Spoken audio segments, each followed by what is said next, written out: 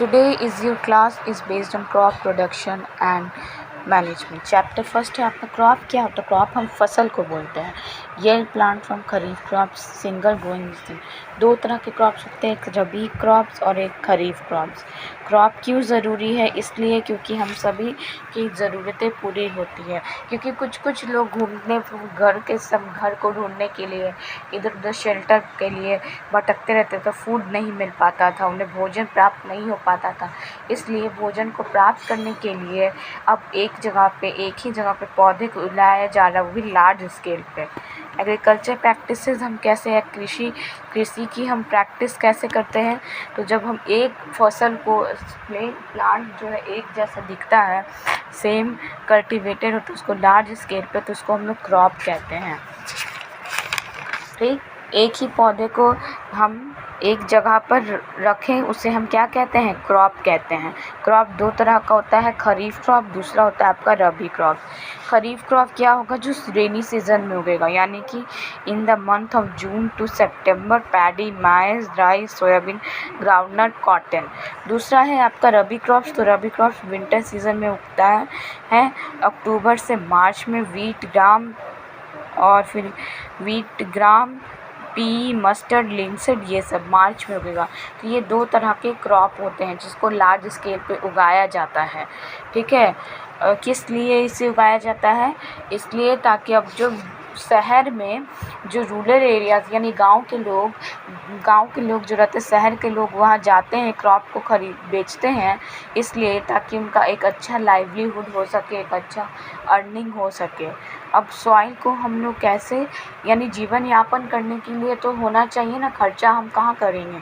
तो खर्चा कहाँ करेंगे? हम इस खर्चे को हम इस तरह से उपयोग करेंगे कि यहाँ पे जो फसलें उग रही है वो गांव में जाके बेचिए, गांव के लोग शहर आके बेचिए। ऐसा क्यों करते हैं? ताकि हमें लार्ज स्केल पे मिल भी जाता है भोजन और उनका इनकम भी अच्छा खासा हो जाता है।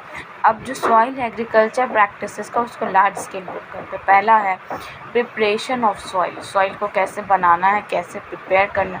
दूसरा है सोइंग, उगाना। तीसरा है एडिंग मैन्योर एंड फर्टिलाइजर्स। चौथा है प्रोटेक्शन, वीट का कैसे, इरिगेशन, फिर हार्वेस्टिंग, फिर स्टोरेज। तो आइए हम लोग स्टार्ट करते हैं प्रिपरेशन ऑफ सॉइल से, जो कि फार्मर्स फ्रेंड होता है। अर्थवर्म क्या है? तो वो फार्मर्स फ्रेंड है। क्यों कहा जाता है उसको फार्मर्स फ्रेंड? क्योंकि जो उसका जो एक्सक्रीशन में निकलता है बहुत सारा चीज़, वो काम आता है मैन्योर के रूप में। हम सॉइल को कैसे प्रिपेयर करेंगे? How do we prepare the soil? तो turn the soil and loosen it. सबसे पहले सॉइल को ढीला छोड़ेंगे, फिर उसमें ताकि उसमें माइक्रोब्स और अर्थवर्म आराम से जा सकें। फिर loosening and turning of the soil is called tilling, ploughing, levelling at the field of और इरिगेशन। उसके बाद हम लूजनिंग करेंगे, फिर टर्निंग करेंगे सॉइल को। ठीक है, हल्का लूज ढीला छोड़ेंगे, उसका टीलिंग करेंगे, प्लॉइंग करेंगे उस पर। ठीक है, फिर लेवल करेंगे सॉइल को, और उसके बाद फिर इरिगेशन में ले जाएंगे। एक जैसा नहीं होगा तो हम ग्रो नहीं ना कर पाएंगे, इसलिए हम लोग सॉइल को एक बराबर में लाते हैं, उसको ढीला छोड़ते हैं, उसको लेवल करते हैं, फिर इरिगेशन करते हैं। मैं इरिगेशन आपका आगे टर्म्स आएगा उसको क्लियर कर दूँगी। Plough shift and plough set. तो क्या होता है? प्लॉ किसे बोलते हैं? हम हल को बोलते हैं। प्लॉ एक लार्ज फार्मिंग होता है। ठीक है, with and more blades fix in a frame use to cut the crops. के जो क्रॉप्स को कट करने के लिए, और फॉरोस रहता है उसमें ब्लेड बना रहता है, जिससे गाय में उसको बांध दिया जाता है, गाय या काऊ में उसको बांध दिया जाता है, और उसके बाद वो ही ब्लेड से सॉइल में क्या होता है, लूजनिंग होता है, लेवलिंग होता है, हर चीज़ उससे परफॉर्म करता है। आइए हम देखते हैं अब प्लॉ क्या होता है। प्लॉ जिसे हम हल बोलते हैं, उसमें टीलिंग द सॉइल, फिर adding fertilisers to the crop, fertiliser, removing the weeds, फिर सॉइल को टर्न करना, made of wood drawn by a pair of bulls, फिर log of wood call plough. से लंबा लकड़ी का रहता है उसको प्लॉ शैफ्ट कहते हैं। प्लॉ क्या होता है, लार्ज फार्मिंग इम्प्लीमेंट होता है, ब्लेड्स फिक्स इनकम, जिससे हम लोग काटते हैं, वो नीचे रेसा रेसा जो भी है क्रॉप्स का वो कटता जाता है, एक लेवल में आता है। अगर किसी भी चीज़ को, कपड़ा ही अगर हम एक लेवल में ना पहने तो क्या हमारा काम होगा? नहीं होगा। इसलिए कपड़ा भी हम या कपड़ा पहनिए, जूता पहने, एक बड़ा एक छोटा पहन के चलेंगे तो क्या अच्छा लगेगा? नहीं, हम अच्छे से चल भी नहीं पाएंगे, हो सके आगे जाके गिर जाए। उसी तरह जो सॉइल है उसको एक लेवल में रखेंगे ताकि वो क्या हो, एक लेवल हम उससे रखेंगे ताकि वो मेंटेन हो सके, उसमें आसानी से क्रॉप उग सके। क्यों भाई, हम इतने लार्ज स्केल पे उगा रहे हैं, कुछ तो फ़ायदा होगा तभी ना। ठीक, उसके बाद है एग्रीकल्चर इम्प्लीमेंट्स। क्या होता है? होई यानी अगेन इसमें भी एकदम सेम कंडीशन प्लॉ की तरह ही होता है, ये ब्लेड ड्यू रहता है, इसमें भी गाय में इसको बांध दिया जाता है या तो, ठीक है। तो again the same cases are to be long rod of wood, strong broad and bent flat of iron होता है इसमें।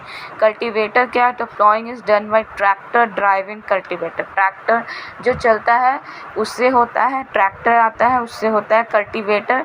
ये होय की बात थी, हल का भी सेम एज इट इज़, दोनों सेम है, प्लॉयर होय, ठीक है। थोड़ा सा इसका जो होता है ब्रॉड होता है ज़्यादा, प्लॉ के ज़्यादा ब्लेड्स इसके थोड़े ब्रॉड होते हैं, लेकिन दोनों का वर्क क्या होता है? सेम होता है।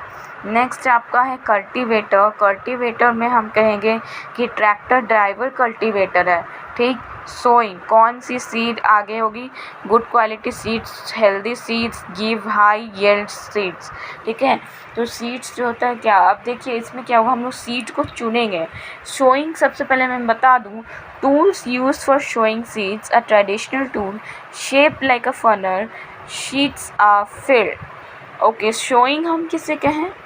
शोइंग हम कहते हैं कि कौन सा सीड को उगाना है, उपज की अच्छा क्वालिटी ऑफ सीड्स आए ताकि हमारा ज़्यादा से ज़्यादा यील्डिंग यानी कि प्रोडक्शन हो पाए सीड्स का। अगर बीज बहुत अच्छा रहेगा तो उस बीज से बहुत अच्छा हमारा अच्छा क्रॉप्स उगेगा, जो कि बहुत ही हेल्पफुल होगा और बहुत ही फ़ायदेमंद होगा हमारे लिए। तो हम कह सकते हैं कि अगर हल्की चीज़ मान लीजिए पानी में हम डालते हैं तो फ्लोट करेगी, तो इसका मतलब उसमें बैड सीड्स है। गुड क्वालिटी ऑफ सीड्स तो हमेशा क्या करेगी? वो सिंक करेगी, डूब जाएगी उसमें। लेकिन अगर वो ख़राब सीड्स रहेगी तो उसमें तैरने लगेगी। बीजों की बुआई को हम लोग सोइंग कहते हैं।